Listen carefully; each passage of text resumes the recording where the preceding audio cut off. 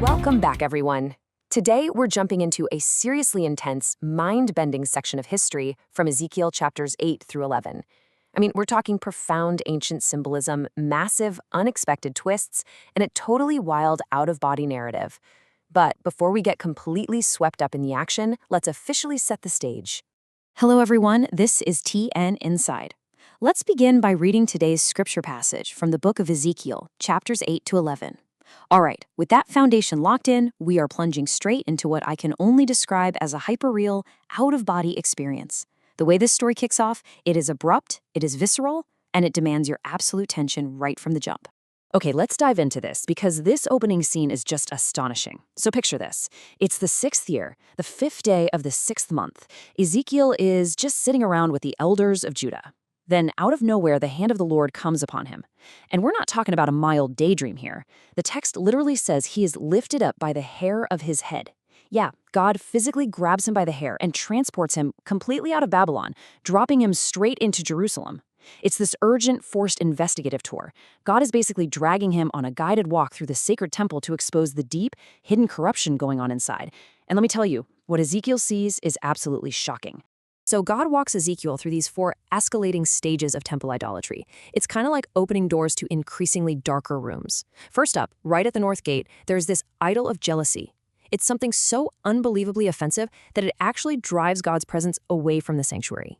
Next, God brings him to this hidden doorway. Inside, there are 70 elders of Israel just standing in the dark. And get this, the temple walls around them are covered in these unspeakable drawings, creeping things, unclean animals. The elders are in there burning incense to these images, literally claiming that the Lord has forsaken the land and just isn't watching them anymore. Wild, right? But the tour doesn't stop there. God then brings Ezekiel to see a group of women weeping. Now, you might be wondering, why on earth are these women crying at the temple gate? Well, the text tells us they are weeping for Tammuz. To give you some historical context, Tammuz was a Babylonian god associated with vegetation. And back in the ancient world, the agricultural cycle was absolutely vital. So during the autumn, when the plants withered and the leaves fell, followers believed Tammuz was actually dying, so they mourned and wept for him. Then, when spring rolled around and the crops came back, they rejoiced, thinking he had been brought back to life. Seeing this right at the temple reveals just how deep and pervasive this foreign corruption had become in the heart of Israel's most sacred space.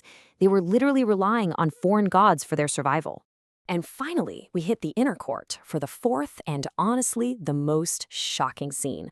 Right there between the temple porch and the altar, 25 men have completely turned their backs to the temple of the Lord. They're facing east, bowing down and worshiping the sun.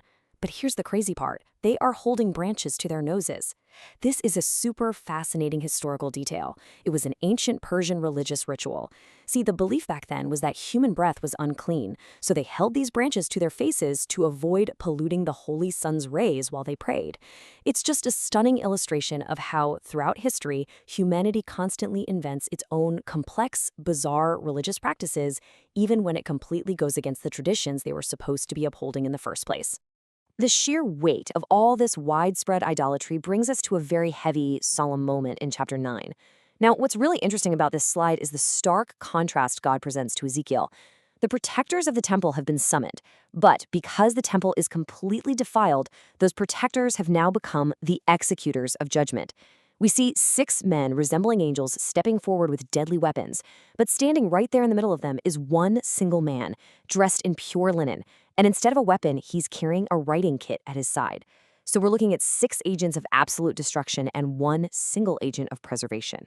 Before a single strike of judgment is allowed to hit the city, God gives a very specific command to this man in linen. He's told to go through the entire city and place a mark on the foreheads of a very specific group of people, the ones who are actively grieving and lamenting over all the detestable things happening in Jerusalem. Now, this mark was the ancient Hebrew letter Tav, which basically looked like an X or a cross. And this Tav was the ultimate sign of immunity. God strictly commands the executioners, do not touch anyone who bears this mark.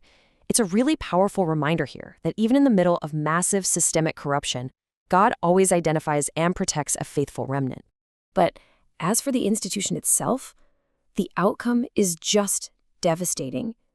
God commands the executioners to start their judgment right at the sanctuary, literally defiling the temple with the fallen. The implication here is massive. The temple has been so polluted by idolatry that it's no longer a fit place for God's presence. And so we read what are probably the most heartbreaking lines in this text. The glory of the Lord departs. It moves right away from the threshold. Spiritually speaking, the temple just becomes an empty shell.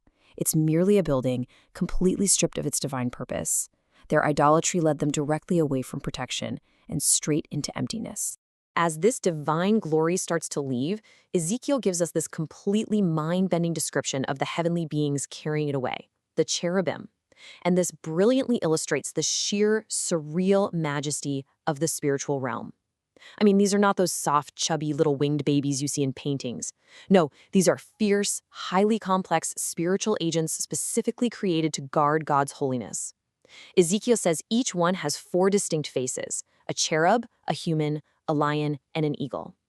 Beside them are these massive intersecting wheels shining like topaz, literally wheels within wheels, that can instantly move in any direction without even turning. And if that isn't wild enough for you, the rims of these wheels are completely covered in eyes.